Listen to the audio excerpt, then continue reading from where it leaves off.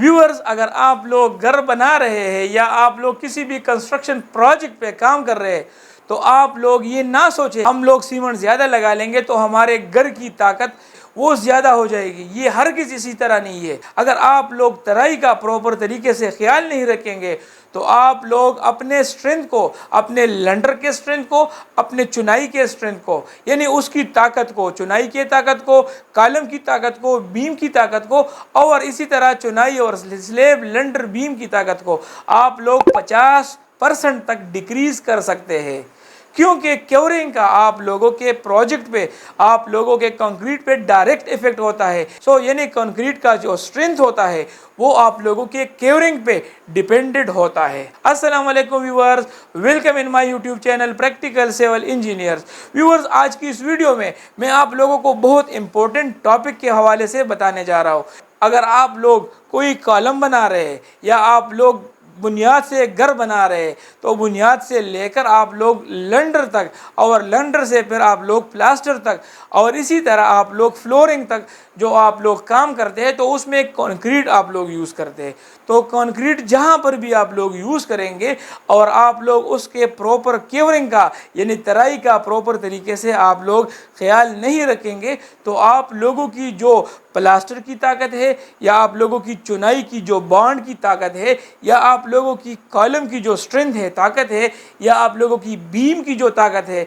और इसी तरह स्लेब की जो ताकत है वो 50% तक गिर जाती है। यानी अगर एक स्लेब 4000 पाउंड पर स्क्वायर फुट लोड बर्दाश्त कर सकता है और वो आप लोग उसकी प्रॉपर तरीके से केवरिंग ना करें, प्रॉपर तरीके से आप लोग उसकी तराई ना करें, तो वो स्ट्रेंथ, वो ताकत 4000 पाउंड्स पर स्क्वायर फुट से डिक्रीज होके वो 2500 स्क्वायर फुट तक आ सकती है। ये वीडियो बहुत ही इम्पोर्टेंट है क्योंकि इस वीडियो में मैं आप लोगों को बताऊंगा कि आप लोगों ने स्लेब अगर डालनी है तो उस पे आप लोग केवरिंग कितना टाइम तक आप लोग करेंगे। अगर आप लोग कॉलम बीम बना रहे हैं तो उस पे आप लोग कितने टाइम तक केवरिंग करेंगे, यानी उसकी तराई आप लोग कितने दिनों तक करेंगे। और इसी तरह अगर आप लोग प्लास्टर करेंगे तो पलेस्तर का जो आप लोग तराई करेंगे वो आप लोग कितने दिन तक आप लोग तराई करेंगे और दिन में कितनी दफ़ा आप तराई करेंगे।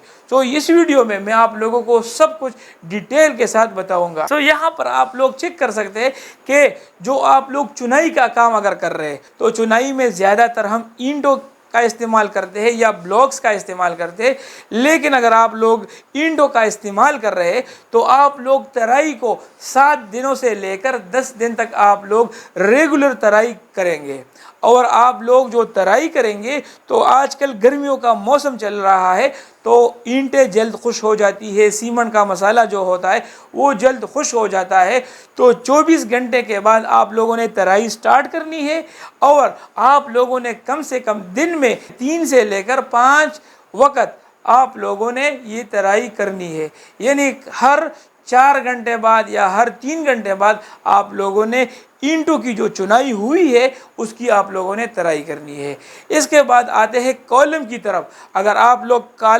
लोगों ने कॉलम को उसकी कंक्रीटिंग की है, कॉलम की आप लोगों ने कंक्रीटिंग की है तो 24 घंटे के बाद आप लोगों ने कॉलम की प्रॉपर तरीके से तराई शुरू करनी है। और ये तराई आप लोग 7 दिनों से लेकर 14 दिनों तक आप लोग ये तराई कंटिन्यू रखेंगे क्योंकि वहाँ पर कंक्रीट ज़्यादा इस्तेमाल होता है और कंक्रीट में जो हाइड्रेशन प्रोसेस होता है वो ज़्यादा गर्मी में तेज़ होता है। तो इसी वजह से आप लोगों ने 7 दिनों से लेकर 14 दिनों तक आप लोगों ने कंक्रीट आरसीसी कॉलम की तराई करनी है। और आप लोगों ने कॉलम की तराई किस तरह करनी है आप लोग यहाँ पर चेक कर सकते हैं कि आप लोग कॉलम से जो पटसन की बैग है, पटसन की बोरिया है वो आप लोग लपेट ले और दिन में कम से कम आप लोग हर 3 घंटे बाद या हर 2 घंटे बाद आप लोग उसकी तराई करें। और ये जो बोरिया है, जो ये बैग्स है, पटसन की बैग्स है, ये खुश्क ना होने पाए। तो आप लोगों की कॉलम की जो 28 डेज़ के बाद जो ताकत आएगी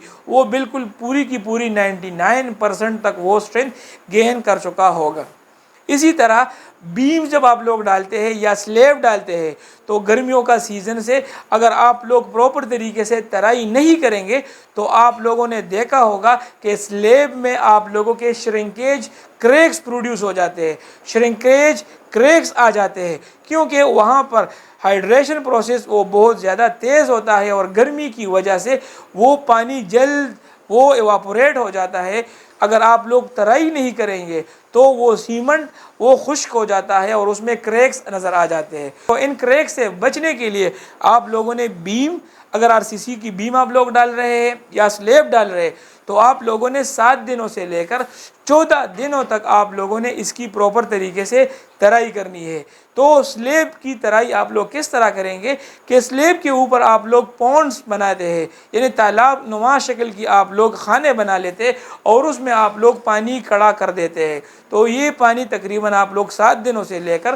14 دنوں تک آپ لوگ یہ پانی سلیب کے اوپر کھڑا رہنے دیں تو آپ لوگوں کی سلیب کی جو طاقت ہے وہ 99.9% اچیو ہو جائے گی اور آپ لوگوں کے سلیب میں جو کریکس ہے وہ پروڈیوس نہیں ہوں گے۔ اسی طرح جب آپ لوگ پلاسٹر کا کام کرتے ہیں تو پلاسٹر کے کام پہ اگر آپ لوگ ترائی پر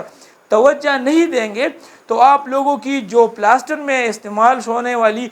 سیمنٹ ہے وہ سیمنٹ آپ لوگوں کی اینٹ جذب کر لے گی اور آپ لوگوں کا خالی مسالہ رہ جائے گا، جس سے آپ لوگوں کا پلاسٹر کمزور پڑ جائے گا اور آپ لوگوں کا جو پلاسٹر ہے وہ آسانی سے وہ گر جاتا ہے۔ تو اس سے بچنے کے لیے آپ لوگوں نے جب پلاسٹر کر دیتے ہیں تو 24 گھنٹے کے بعد آپ لوگوں نے پلاسٹر کو 7 دنوں سے لے کر 10 دنوں تک آپ لوگوں نے پلاسٹر شدہ سرفیس کو پراپر طریقے سے اس کی ترائی کرنی ہے، یعنی 7 دنوں سے لے کر 10 دنوں تک آپ لوگ ہر 3 گھنٹے بعد یا 4 گھنٹے بعد اس سرفیس پہ آپ لوگ ترائی کیا کریں۔ تو اس سے آپ لوگوں کی پلاسٹر مضبوط رہے گی اور فیوچر میں آپ لوگوں کے پلاسٹر کے اوپر اگر آپ لوگوں نے جو رنگ کیا ہوا ہوگا، جو آپ لوگوں نے ڈسٹمبر کیا ہوا ہوگا، وہ بھی پائیدار رہے گا۔ تو یہ ڈیٹیل ویڈیو میں نے اسی وجہ سے سمجھائی آپ لوگوں کو کہ آپ لوگوں کے ذہن میں آ جائے، اگر آپ لوگ کوئی کنسٹرکشن کام شروع کرنا چاہتے